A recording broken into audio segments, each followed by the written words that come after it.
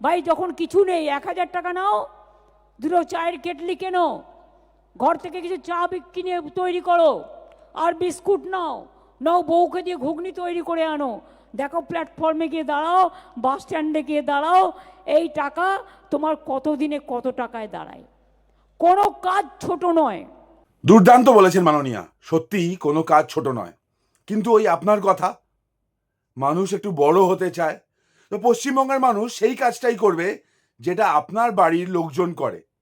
আপনার ভাইয়ের বউ চা বিক্রি করে কি, বা ঘুগনি বিক্রি করে? আপনার ভাইপো চা বা ঘুগনি বিক্রি করে? করে না তো। তাহলে পশ্চিমবঙ্গের শিক্ষিত বেকাররা চা বিক্রি করবে বা ঘুগনি বিক্রি করবে কেন বলতে পারেন? পশ্চিমবঙ্গের বেকাররা সেই কাজটাই করবে যেই কাজ করে কোটিপতি হওয়া যায়।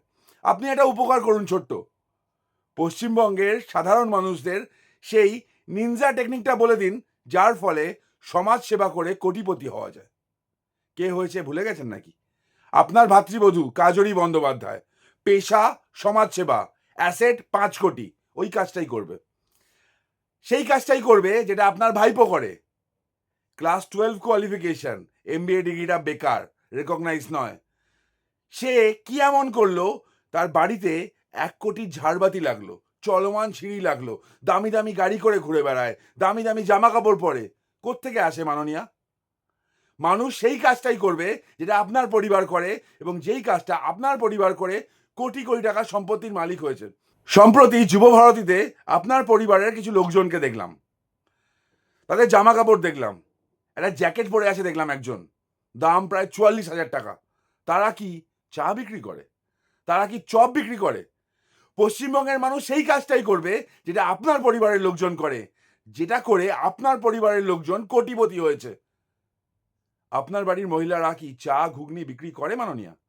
আপনার বাড়ির শিক্ষিত যুবক যুবতী আছে কিনা জানি না, একটাকে দেখছি তো ক্লাস 12, বাদ বাকি যারা আছেন শিক্ষিত, যারা যদি থেকে থাকেন কেউ, তারা কি ওই চা বিক্রি, দুটো বিস্কুট বিক্রি, ঘুগনি বিক্রি করে? করে না তো। আবার অনুরোধ করছি, আপনি তো আমার মুখ্যমন্ত্রী, আপনার বিরোধিতা করতে পারি, ফ্যাক্ট হচ্ছে আপনি তো আমারও মুখ্যমন্ত্রী। তো মুখ্যমন্ত্রী হিসাবে মাননীয়া, আমার মুখ্যমন্ত্রী হিসাবে আপনাকে করো জোরে আমি অনুরোধ করছি, দয়া করে আপনার ভাইপোকে বলুন তিনি কি ব্যবসা করেন এবং কীরকমভাবে ব্যবসাটা বাড়িয়েছেন। বিশ্বাস করুন, পশ্চিমবঙ্গের একজন যুবক যুবতী আর চাকরি চাইবে না। পশ্চিমবঙ্গের কেউ আপনার বিরুদ্ধে কোনো অভিযোগ তুলবে না।